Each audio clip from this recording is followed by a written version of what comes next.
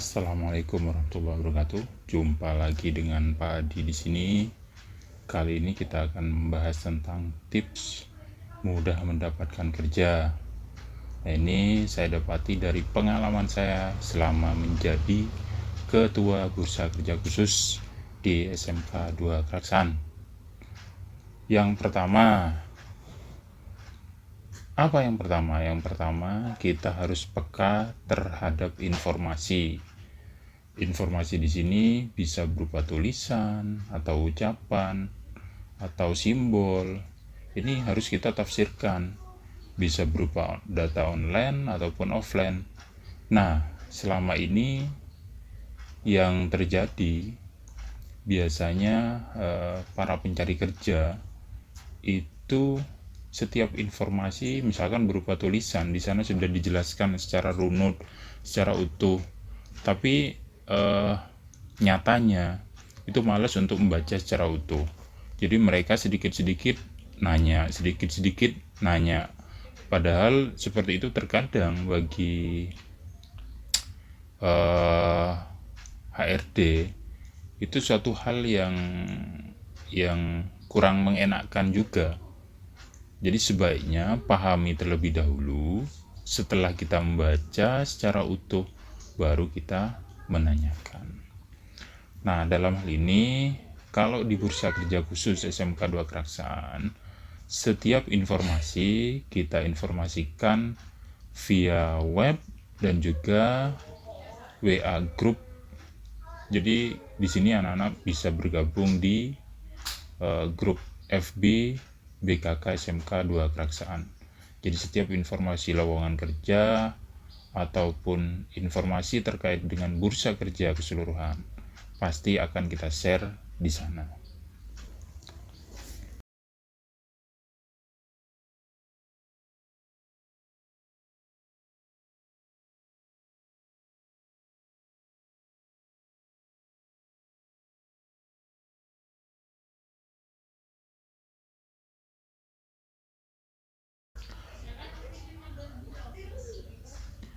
Berikutnya yang harus kita lakukan untuk kemudahan kita mendapatkan pekerjaan adalah menguatkan potensi diri, memahami potensi diri. Apa sih sebetulnya kelebihan kita? Apa sih sebetulnya yang bisa kita jual dari diri kita? Itu betul-betul harus kita kuatkan. Karena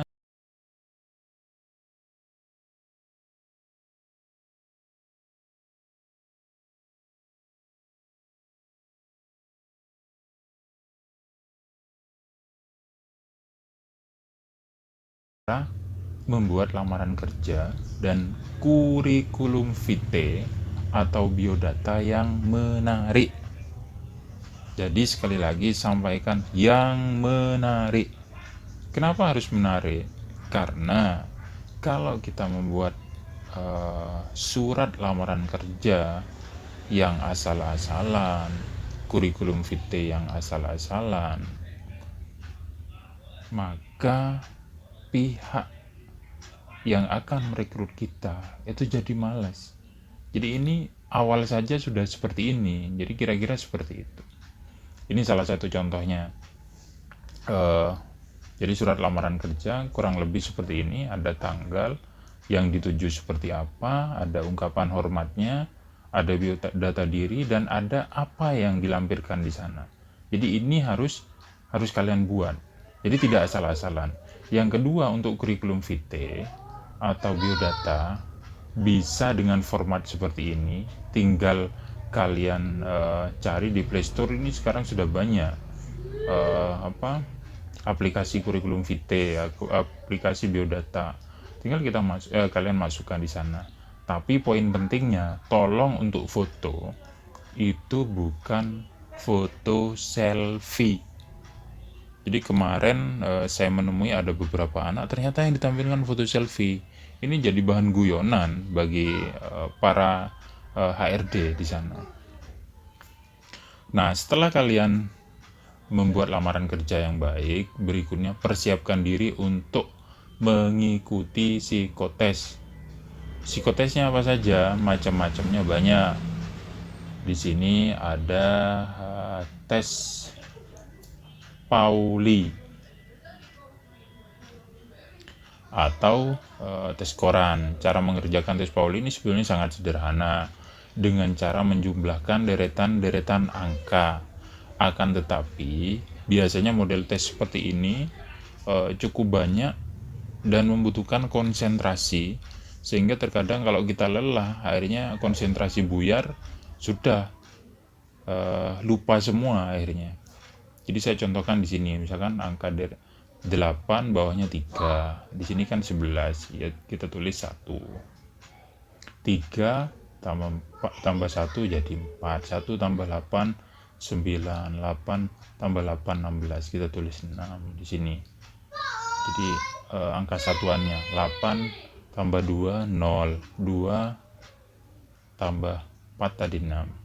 Nah, berikutnya model tes psikotes, model EPPS. Nah, di sini jenis EPPS di sini adalah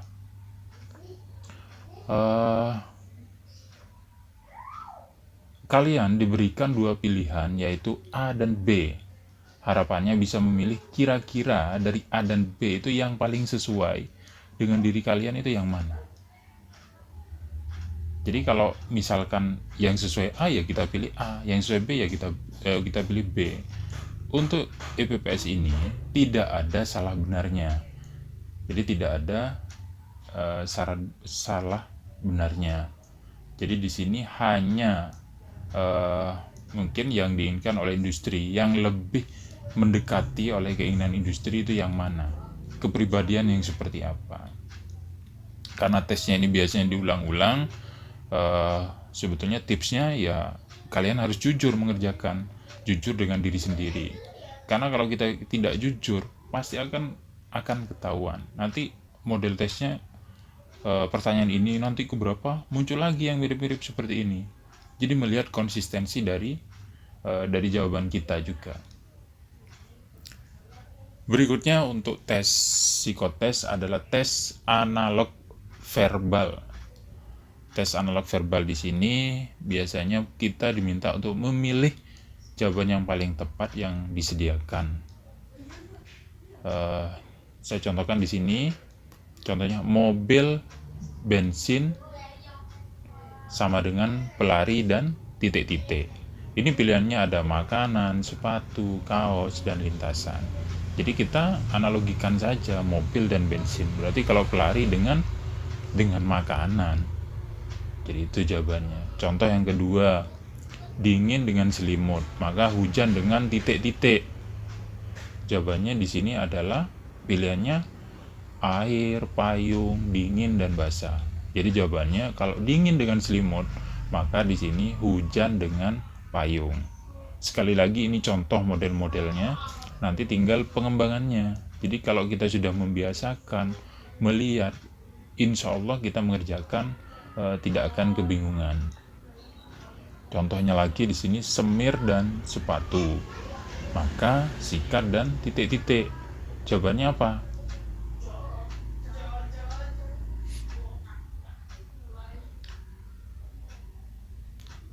Berikutnya adalah tes logika. Tes logika di sini kita diminta untuk berpikir secara logika dasar biasanya. Dengan deret-deret angka, ya kan ada dicontohkan seperti ini. 2, 4, 6, 8, 10 titik-titik. Di sini pilihannya adalah A 11, B 12, C 13, D 14, E 15. Berarti jawabannya yang mana? Jawabannya kita lihat saja secara logika ini kan jaraknya masing-masing 2 angka. 2 menuju 4 itu ada 2 angka. Setelah 2 tambah 2 4. 4 tambah 2 6. 6 tambah 2 8. 8 tambah 2 10. Maka sesudah 10 tambah 2 jadi 12. Kira-kira seperti itu jawabannya untuk yang tes logika ini. Berikutnya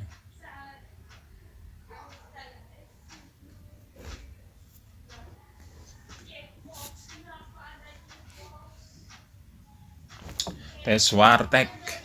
Jadi tes warteg ini biasanya kita diberi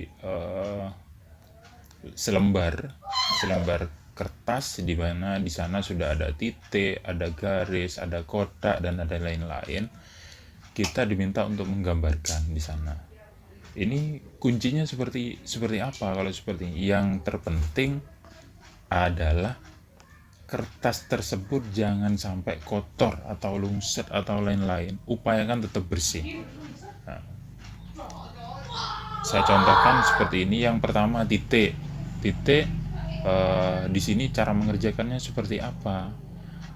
Titik ini kan seperti titik pusat. Kita bisa menggambarkan dari titik ini kita gambarkan jadi bunga.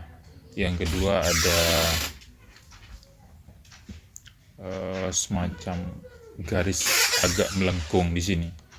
Bisa kita gambarkan burung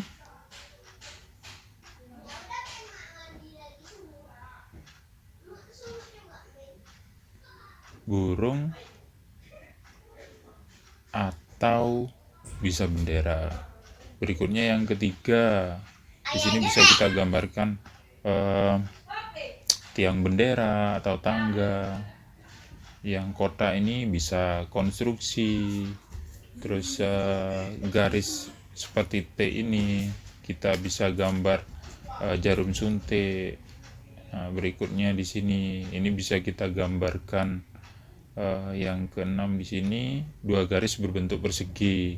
Di sini menunjukkan kesederhanaan dan realitas. Bisa gambarkan kamera atau apa. Berikutnya yang 7 titik-titik. Ya, di sini kita menggambarkan benda yang harus kita perlakukan secara hati-hati. Bisa kita gambarkan ulat dan lain-lain. Yang terakhir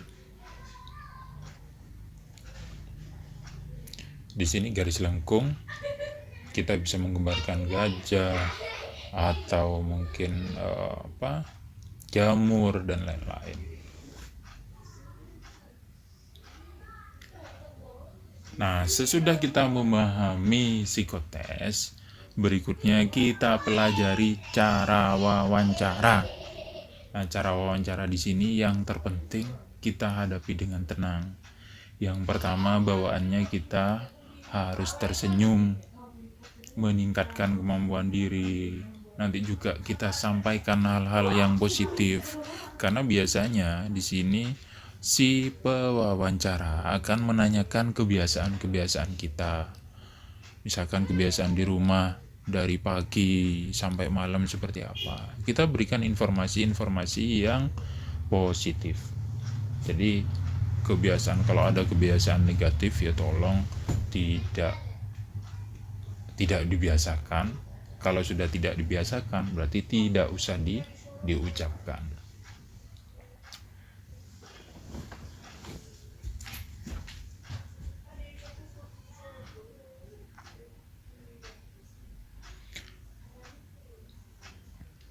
Dan yang terpenting, kalian juga minimal sudah mencari tahu profil dari perusahaan. Karena biasanya kita akan ditanyakan juga profil dari perusahaannya. Terus juga potensi diri kita, kenapa kita layak di perusahaan ini, harus kita siapkan semua. Dan juga upayakan on time atau tepat waktu. Sebaiknya berapa belas menit, 15 menit atau 30 menit sebelum tes kita sudah hadir di tempat. Nah, kalau sudah kita melewati beberapa hal tadi, saatnya kita menyiapkan untuk tes fisik dan medical check up. Apa kiatnya untuk tes fisik dan medical check up? Kiatnya di sini hanya istirahat atau tidur yang cukup. Jangan lupa juga minum air putih. Jangan minum obat-obatan. Kalau yang merokok sebaiknya dihentikan merokoknya. Dan ada lagi yang tidak saya tuliskan di sini, kebiasaan game itu terkadang juga bisa menggagalkan kita pada saat proses medical check up. Saya pernah pengalaman beberapa anak didik saya yang sudah lulus, ketika tinggal medical check up ternyata dia bermasalah di tulang belakangnya. Jadi model yang lebih tahu mungkin di sini adalah para medis, cuma ahli-ahli medis. Akan tetapi kenyataannya mereka tidak lulus karena kebiasaan main game terlalu membungkuk, kadang posisi sambil duduknya tidak tegap, saking terbiasanya seharian main game, kira-kira seperti itu. Itu saja tips dari saya selama ini yang sudah bertahun-tahun di Bursa Kerja Khusus SMK 2 Keraksaan. Semoga yang sedikit ini bermanfaat. Kalau bermanfaat, monggo silakan bisa di-share. Terima kasih. Wassalamualaikum warahmatullahi wabarakatuh.